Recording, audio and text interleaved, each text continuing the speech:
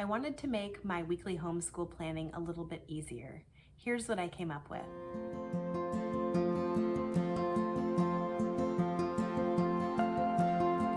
Hi everyone, welcome to our homeschool table. My name is Jerilyn. I'm a mom of 3 kids, ages 10, 3, and 1. And this is going to be our 6th year homeschooling in the 2024-2025 school year.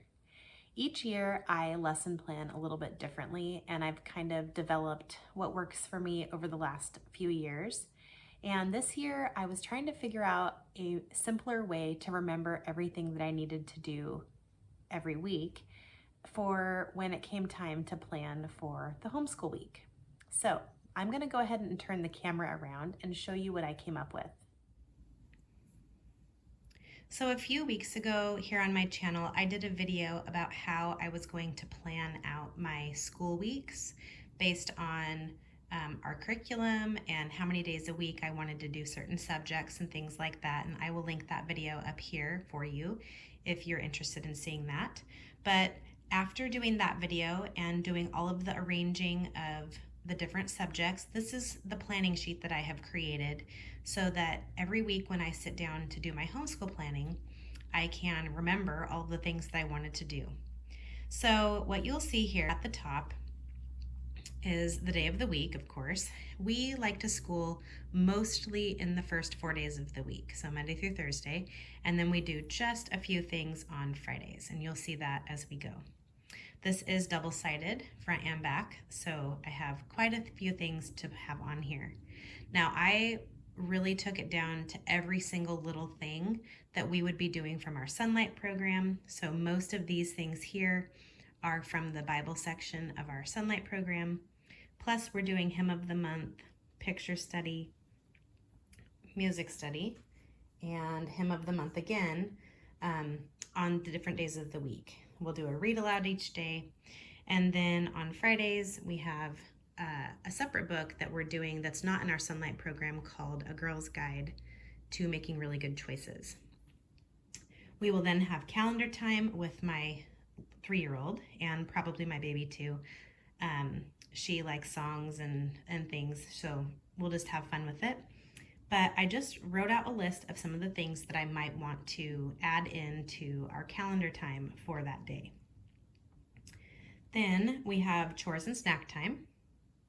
Then we have the section that I call table time, all of the things that my daughter will do at the table, some of them being independent and some of them being with me. So we have copy work, a couple days, dictation and written narration. We have nature reader twice a week on Monday and Wednesday, typing on Tuesday and Thursday, Fix-It grammar each of the days, CLE reading each of the days, math all 5 days, and then science 3 days and health. So those will be the things that she works on during table time. Then we'll have lunch, and during lunchtime I will do either our character or habit study, plus take a break after lunchtime is over. Then after lunchtime and our break, we will do couch time again. Now, we often do this either outside while the little kids are playing, or we still are sitting at the table, but I called it couch time because we might sit on the couch as well. So we will be doing poetry from Ambleside Online 2 days per week from the Poetry Anthology for Volume 5. And then we'll be doing poetry on Tuesday and Thursdays from our Sunlight program. Each day we'll read a picture book, we will do our history reading, and we will do our geography and map work. Then at the end, we will do our Ambleside Online Read Aloud, which will be the Burgess Seashore book right now. After everything is finished, then we will have quiet time. This is usually around 1:30 or 2 o'clock. And that is when my little kids go down for their nap, and we basically just do quiet time for the entire time that they're sleeping.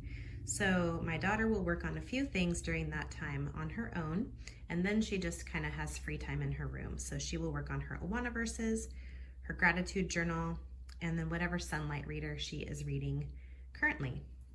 Then I listed the evening activities just so that I didn't forget what we have going on, and that is it.